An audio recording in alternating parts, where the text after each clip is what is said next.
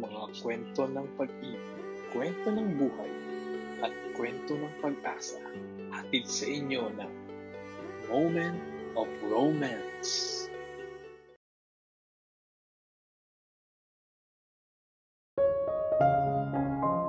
Maraming tao ang naniniwala sa kasabihang pinagtagpo pero hindi tinadhana. At ako, naniniwala ako doon. May mga bagay kasi na kahit anong pilit nating mangyari, kapag hindi naman ito nakatadhana para sa atin, ay wala tayong magagawa. Sa pag-ibig, ang isang pagkakamali ay hindi sapat para bumitiw sa inyong mga pangako sa isa't isa. Ngunit kung ito ay nagdulot ng malalim na sugat sa iyong minamahal, maaring tama lang ang iyong desisyon na bitawan na lang ang iniingat-ingatan niyong pag-ibig. Ako nga pala si Anne. At dito sa kwento kong ito ay inyong malalaman ang kahalagahan sa buhay natin ang salitang bitaw. Tulad ng isang makahiya, ako ay isang mahiyain at tahimik lamang na estudyante noon sa aming paaralan. Wala akong gaanong kaibigan. Ngunit nagsimula itong magbago nung nagkaroon kami ng bagong kaklase. Isang estudyanteng lalaki na nagngangalang Peter. Unang kita ko pa lang kay Peter ay talagang na-attract na niya ang atensyon ko. Sa katunayan ay nagmisto lang ang magnet si Peter sa aking mata. Dahil minuminuto ay nakapako na lang ang tingin ko sa kanya. Hanggang sa isang seremonya ang naganap noon sa aming paaralan. Lahat ng estudyante, bawat pangkat ay nandoon. Napakaingay ng paligid. Habang ako, bilang isang mahiyaing babae, ay nakaupo lamang sa malaking ugat ng puno, kasama ang iba ko pang mga kaklase. Abala nga ang lahat nga nun sa panonood sa kaganapan sa seremonya.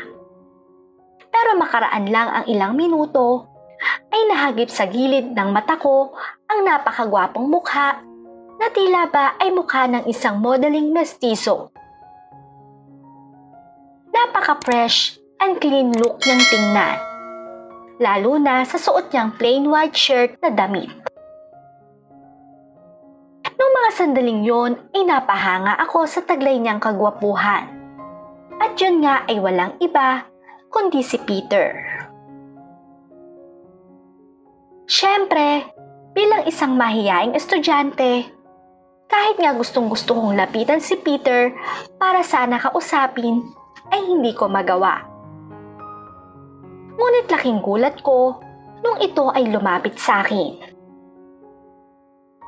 "Hi, can I sit here?"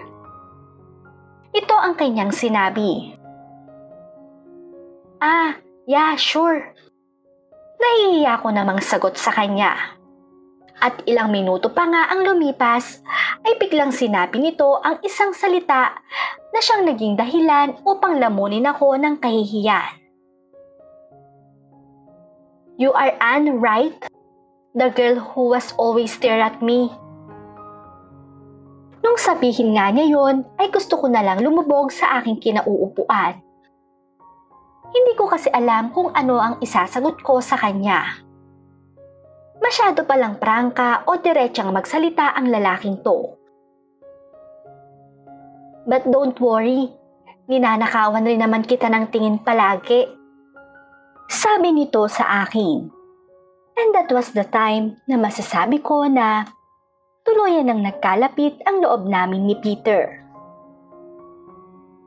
Hindi nga rin nagtagal ay naging sweet na ito sa akin. Hinahatid sundo ako palagi nito sa tuwing kami ay papasok sa eskwelahan.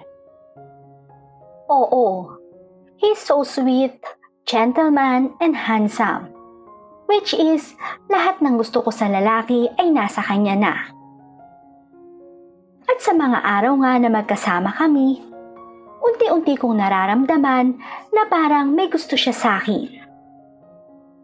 Oo, aminado kong masyado akong assuming person talaga.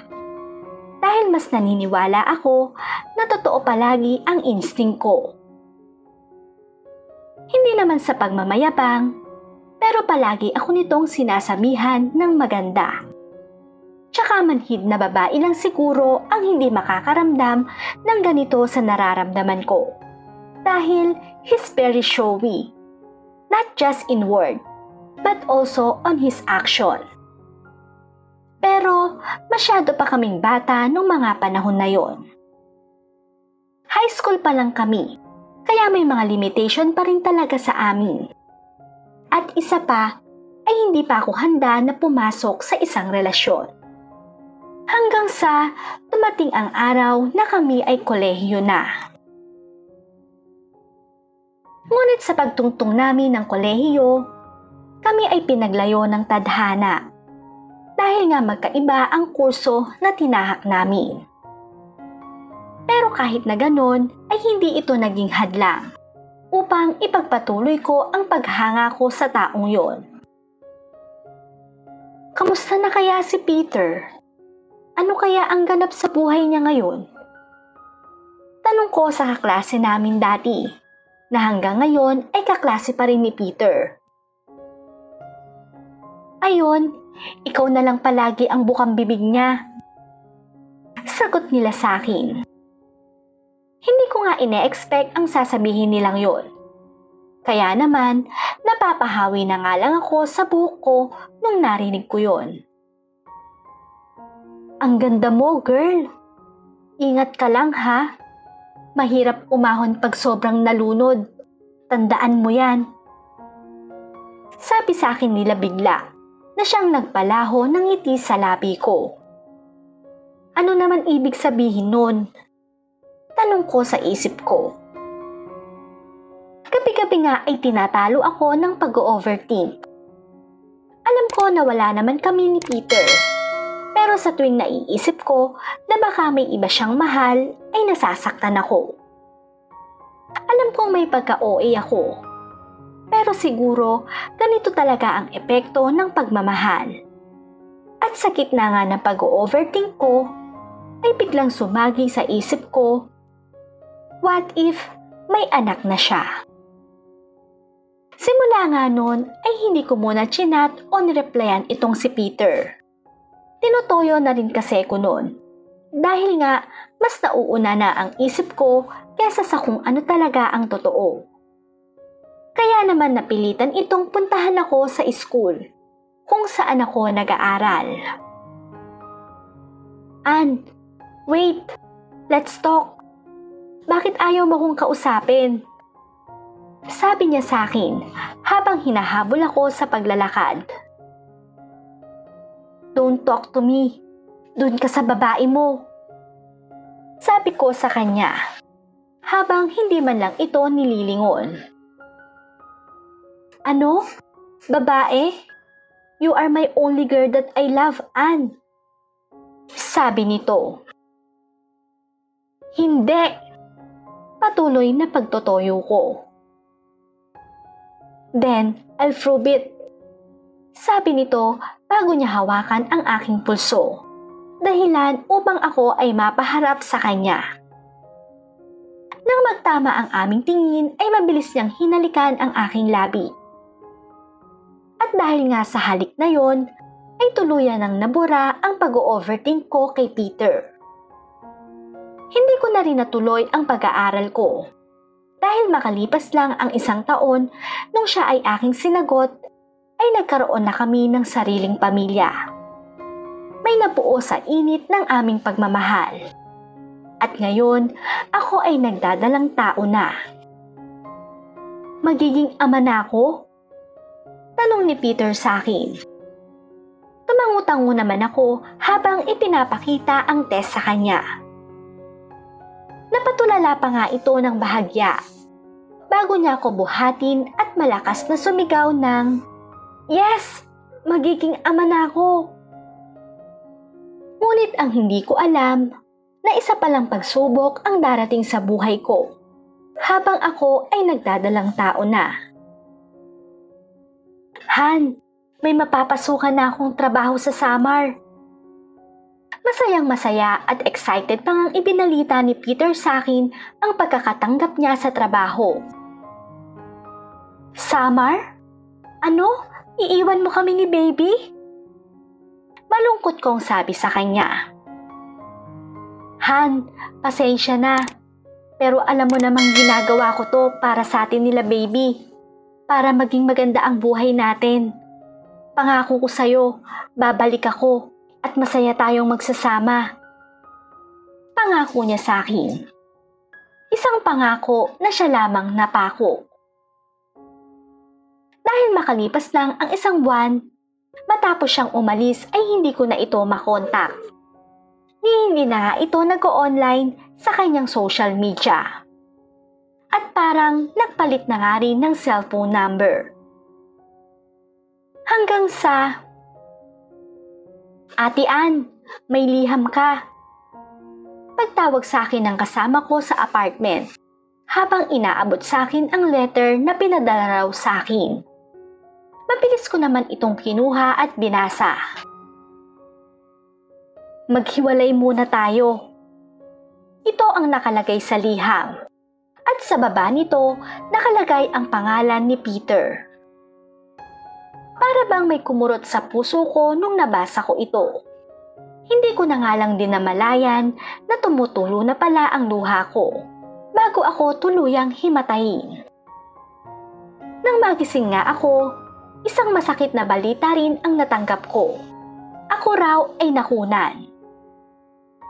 Kaya naman doble-dobleng sakit ang naramdaman ko. Parang ngang gusto ko nang sumuko ng mga araw na yon. Pero ang tanging nagnisandigan ko noon ay walang iba kundi si God. Alam ko kasing pagsubok lang ito upang ako ay maging matibay. Mula nga noon ay wala na rin akong natanggap na mensahe kay Peter. Ilang buwan din akong nagmakaawa na bumalik siya sa akin. Ngunit tila ba sumusulat na lang ako sa hangin. At dito nga, napagdesisyonan ko na puntahan ito sa Samar. Na sana ay hindi ko na lang ginawa. Pagdating ko kasi sa Samar, ay kaagad ko nang ipinagtanong-tanong ang address na sinabi ni Peter kung saan siya nagtatrabaho. Hindi rin naman ako nahirapan hanapin ito dahil tinulungan rin ako ng kaibigan ko sa paghahanap. At nung natuntun ko na nga ang lugar na yon, ay huminga muna ako ng malalim bago kumatok sa pinto ng bahay kung saan siya nagtatrabaho. Pero walang sumasagot sa akin. Paalis na nga sana ako nang marinig ko na may boses na nagsalita sa loob ng bahay. I'm coming, Peter. Ito ang narinig kong sinabi, kaya naman nagbadali ako na binuksan ang pinto. At dito ko nga nakita ang pambababoy na ginawa ni Peter sa kusina ng bahay ng kanyang amo. Peter! Bakit? Bakit mo to nagawa sa akin? Ano ang pagkukulang ko? Tanong ko sa kanya habang nagluluhod na sa pagmamakaawa sa kanya. Ngunit isang sampal lang ang natanggap ko sa babaeng kanyang kahalikan. Huwag mo ngang mahawak-hawakan ng boyfriend ko. Matapang na pagkakasabi nito. At dito nga ay nagbitaw si Peter ng salita na siyang dumurog sa puso ko.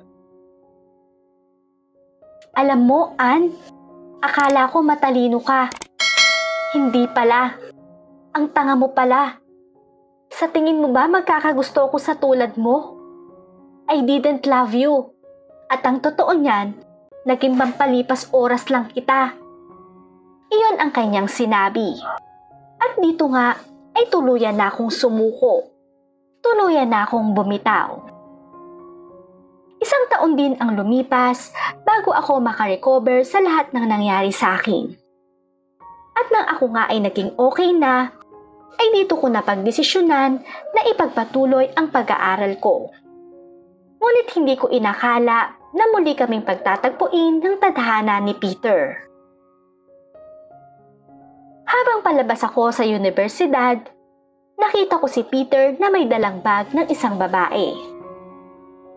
Napag-isip-isip kong tama nga ang kaibigan ko. Mahirap nga talagang umahon kapag nalunod. Mabigat pa rin sa loob ko hanggang ngayon ang nangyari dahil alam ko sa sarili ko na kung patuloy akong nagpakatanga, alam kong sarili ko na lang din ang sinasaktan ko. There's only one word for you, Peter. And that is bitaw. Ito ang sabi ko habang nakatingin kay Peter, habang kasama niya ang kanyang panibago na namang babae. At dito na nga nagtatapos ang kwento kong ito. Well, hindi talaga natin masasabi kung ang karelasyon natin ay siya na ang nakatadhana para sa atin. Dahil masyadong mapaglaro ang tadhana. Kaya naman ang tanging maipapayo ko sa inyo na siyang pinayo rin sa akin ng kaibigan ko ay huwag masyadong magpakalunod dahil pagdating ng araw ay ikaw rin ang mahihirapang makaahon. Hanggang dito na lang ang aking kwento. Muli, ako si Ann at ito ang kwento ng buhay ko.